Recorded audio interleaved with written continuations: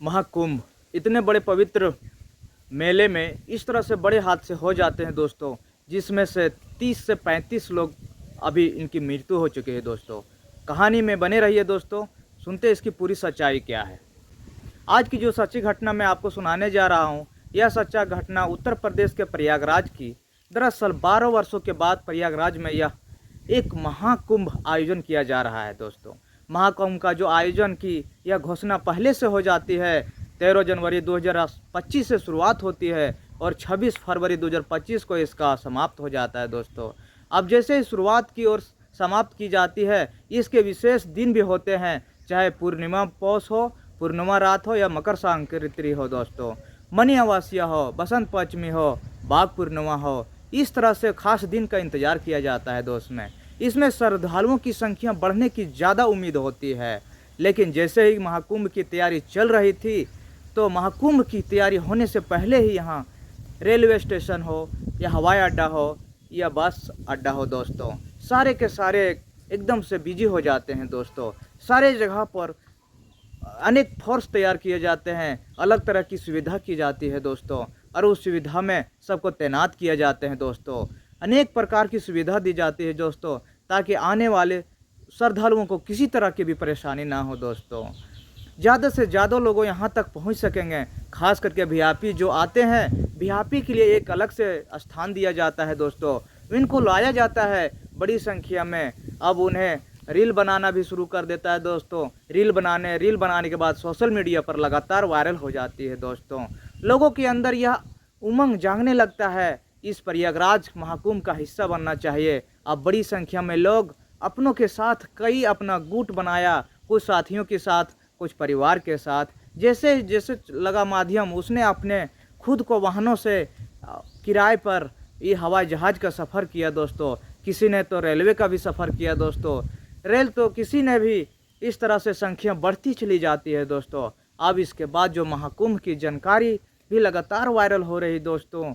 इसके बाद जो भी लोग यहाँ आते भी हैं, उसे स्नान करके अपने यहाँ चले जाते हैं दोस्तों। ऐसे ही ऐसा स्नान करने का प्रोग्राम ही चल रहा था। यह मौनी अमावस्या का जो पर्व है, इसे विशेष दिन भी माना जाता है। यह 29 जनवरी की रात की है दोस्तों। कुछ श्रद्धालु स्नान करने के लिए यह जो रास्ता है, अखाड़ा मार्ग बोला जाता है, जिसे बताया जाता है कि अमृत स्नान की दृष्टि से इसको ब्रिगेड कर दिया जाता है दोस्तों, ताकि कोई भगदड़ ना बचे, लोग आराम से जा सके। आराम से इसके तरह की व्यवस्था कर दी गई थी दोस्तों।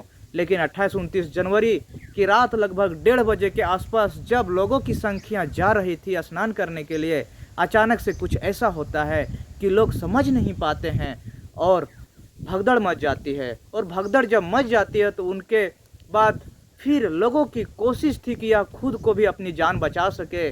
फिर अपने बच्चों की, महिलाओं या बुजुर्गों को रोकने की कोशिश कर रहे थे दोस्तों, कहीं उनके साथ कोई हादसा ना हो जाए। ऐसी स्थिति में सिर्फ भाग ही रहे थे, दौड़ ही रहे थे। यही नहीं कि उनके नीचे कोई बालक दब रहा है या कोई लेडीज़ दब रहा है या कोई महिला दब रहा है दोस्तों। कुछ भी नहीं देख रहे हैं। किसी का सामान तो छूटा तो कोई बस भागते जा रहे हैं। कोशिश थी कि खुद को जान बचाया जाए, भले ही चाहे कुछ आगे जाकर भी होता है। लगभग 1 घंटे तक स्थिति चलती रही दोस्तों। प्रशासन के लोग, आम लोग जो भी सब थे, अपनी अपनी जान बचाने की कोशिश कर रहे थे दोस्तों। जैसे ही बैरी टूट जाती है, टूटने के बाद उसकी स्थिति और ख़राब हो जाती है, भयानक हो जाती है। घायलों की संख्या, मरनों की संख्या अब यहाँ बढ़ने लगती है दोस्तों। प्रशासन के लोग करे तो करे क्या। रात को ये सीन था, दृश्य था। अब यहाँ जब जैसे वक्त आगे बढ़ा था, तो पूरा घटनाक्रम था दोस्तों। लगभग 40 से 45 किलोमीटर के दायरे में जो फैला हुआ है, यह महाकुंभ वहाँ तक लोगों को पहुँच जाता है दोस्तों। फिर लोगों ने सोशल मीडिया वीडियो बनाकर अपलोड करना शुरू कर दिया। मौनी अमावस्या की रात आने की 28-29 जनवरी की रात लगभग 1 से 1:30 बजे के आसपास यह भगदड़ मची। लोगों को बहुत हताहत, घायल हो गए हैं, टीवी पर देखने लगे दोस्तों। और घायलों का देश के अलग अलग हिस्सों में, चाहे वह केरल हो, तमिलनाडु हो, चाहे मध्य प्रदेश हो या जम्मू कश्मीर हो दोस्तों, या बिहार हो या झारखंड हो दोस्तों, श्रद्धालुओं यहाँ अपने अपने स्नान करने के लिए आए हुए थे। अब आग टेलीविज़न जो खबर चलने लगती है, इसमें खबर के अनुसार इसमें बताया था कि उटव अपू की रहने वाली एक महिला होती है, लक्ष्मी, वह अपनी आंखों देखा हाल बता रही थी। अपने परिवार के कुछ हादसों के साथ वह आई हुई थी। उनकी देवरानी है, उनकी देवरानी की जो बेटी है वह भी इस महाकुंभ के एक भगदड़ में उसका हिस्सा बन जाती है दोस्तों, और दब जाती है, मर जाती है। जो बेटी होती है, बेटी गंभीर रूप से घायल हो जाती है, बचाने की कोशिश कर रही थी, तो माँ बेटी होती है, वो दोनों चीख चिल्ला रही है और मेरी माँ मर गई है, अब तुम इसके ऊपर से मत गुजरो। हालांकि उसकी बेटी के ऊपर से भी लोग चल रहे थे दोस्तों, लेकिन बस करे तो करे क्या। लेकिन पब्लिक थी, पब्लिक इधर उधर से भागे जा रही थी दोस्तों। और हाँ, स्थिति अब तो खराब ही होते जा रही थी। जो लक्ष्मी होती है, उसकी जो देवरानी होती है वो तो मर जाती है, लेकिन जो छोटी बेटी है अपनी माँ के याद कर कर के रो रो के बुरा हाल हो जाता है। वह समझ नहीं पा रही थी कि आखिर घर से आए थे यह सोच के कि महाकुंभ में आएंगे, स्नान करेंगे और पवित्र होके जाएंगे दोस्तों, लेकिन वहाँ से वापस आएंगे, लेकिन उसकी ज़िंदगी का यह ऐसा दिन बन जाएगा, कोई सोचा नहीं था दोस्तों, कभी भूल भी नहीं पाएंगे। 47 नंबर खंभे के पास एक लड़का होता है जिसकी अपनी माँ के साथ आता है। उसका लगभग उम्र 26 साल के आसपास रही होगी। एक हाथ में उसका बैग होता है, एक हाथ में माँ का हाथ होता है। लेकिन जब भीड़ भगदड़, जो लोग भाग रहे थे, आ रहे थे, जा रहे थे, वह अपनी माँ को पकड़े हुए था, लेकिन किसी से उसकी माँ का हाथ छूट जाता है। और माँ का हाथ छूटता है तो कुछ देर बाद उसकी माँ में बैग जो होता है वह बैग भी छूट जाता है। बैग में कुछ पैसे रखे हुए थे, वह भी छतर इधर उधर हो जाता है दोस्तों। इधर कैसे करके यहाँ तक पहुँच गया, लेकिन माँ का जब हाथ छूटा तो उसने कोशिश करा कि माँ का हाथ छूटे तो भली भांति सामान भी छूट जाता है दोस्तों, लेकिन माँ का हाथ छूटने के बाद उसकी माँ की मृत्यु हो जाती है दोस्तों। वह तलाश करता है, लेकिन इधर उधर भटकता है, लेकिन उसकी माँ नहीं मिलती है दोस्तों। एक पत्रकार ने उसे पूछा तो वह रोते रोते कहने लगा, थोड़े से पैसे थे, बैग में थोड़ा सामान था, और माँ भी मर जाती है दोस्तों। उस वक्त कुछ पता नहीं चल रहा था। और वैसे भी संख्या यहाँ पर करोड़ों की संख्या में लोग आए हैं। अगर एक व्यक्ति कुछ सेकंड के लिए भी इधर उधर चला जाए तो उसको मिलना मुश्किल हो जाता है दोस्तों। हजारों लाखों करोड़ों की तादाद में सर दिखाई देते हैं। ऐसे में किसी का कोई प्रशासन ने, पुलिस ने उचित व्यवस्था की हुई है, लेकिन उचित व्यवस्था भी करोड़ों संख्या में ये नाकामयाबी साबित हो रही है दोस्तों। ऐसे एक सीन बालिका का, दरअसल बलिया का फेफना थाना क्षेत्र का एक गांव लगता है दोस्तों, नासिराबाद। वहां का रहने वाला एक व्यक्ति होता है दिनेश पटेल। दिनेश पटेल अपनी बेटी, अपनी पत्नी के साथ गया हुआ था। बेटी के उम्र लगभग 13 साल की उम्र लगभग थी, 35 साल के आसपास होती है उनका, और अपनी साली को भी लेकर गया हुआ था। यह दृश्य लगभग 5 सदस्यों का होता है। 28 जनवरी 2025 को ट्रेन के माध्यम से महाकुंभ में पहुंचे थे, और उन्होंने अपने घर पर 29 जनवरी 2025 को यह सूचना दी कि सुबह 7 बजे के आसपास जो उनकी बेटी है, उनकी उम्र लगभग 12 से 13 साल थी, उनकी उम्र 35 साल थी, इस महाकुंभ में भगदड़ के दौरान वह मर गई है। वह बचा नहीं पाए। सूचना यह दी जाती है तो वह घर वालों को रोक कर बुरा हो जाता है दोस्तों। ऐसे ही लगभग बताया जाता है 35 से 40 लोग ऐसे हैं जिनके परिवार के चिराग किसी तरह से, माँ, बेटी हो, पिता हो, भाभी हो, बहन हो, सब इस दुनिया से चले गए हैं दोस्तों।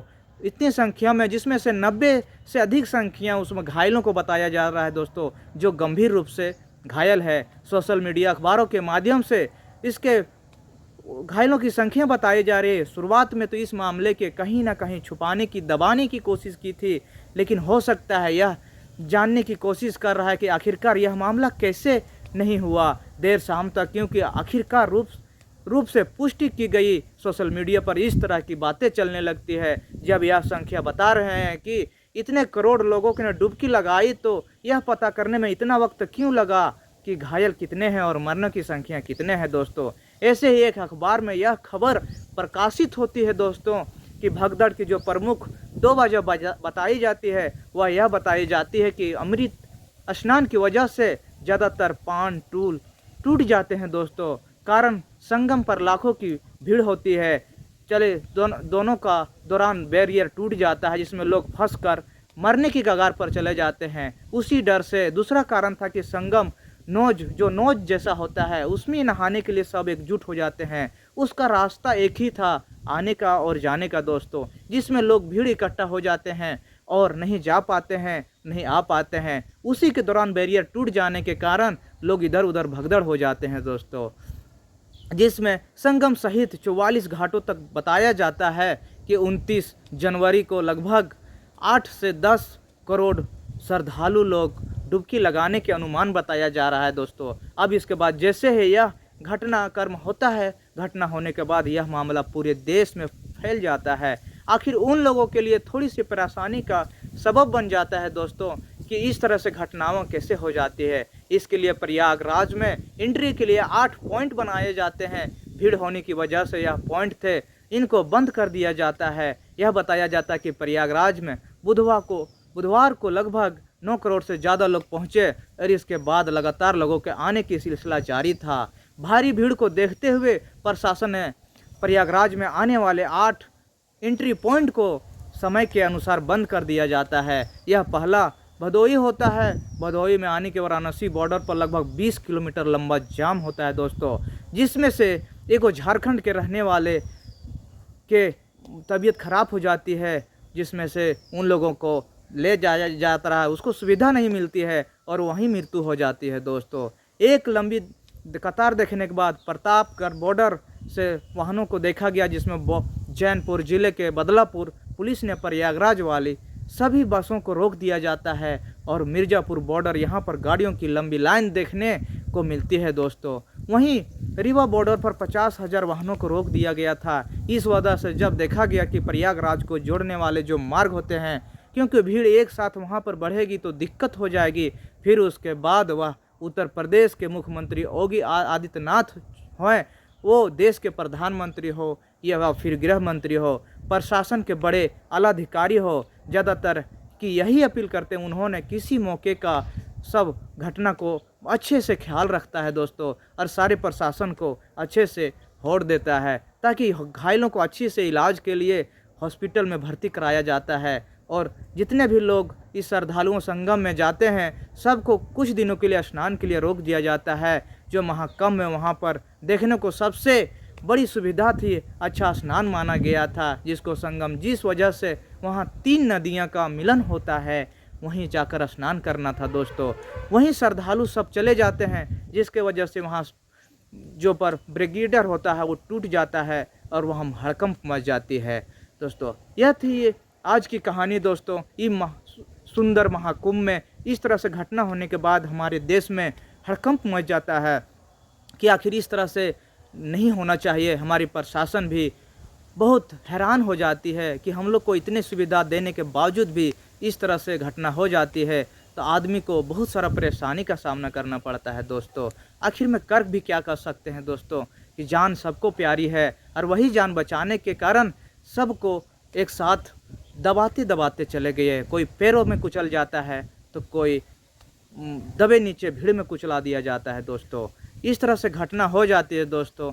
यह घटना से आप लोग को क्या राय कमेंट देना चाहते हैं दोस्तों कि क्या आखिर में गलती क्या थी, क्या होना चाहिए दोस्तों? राय कमेंट कर जरूर बताइएगा दोस्तों। आप लोग अगर मेरा चैनल पर नए हैं तो लाइक सब्सक्राइब जरूर कीजिए दोस्तों। फिर मिलते हैं अगले एपिसोड में, तब तक के लिए नमस्कार।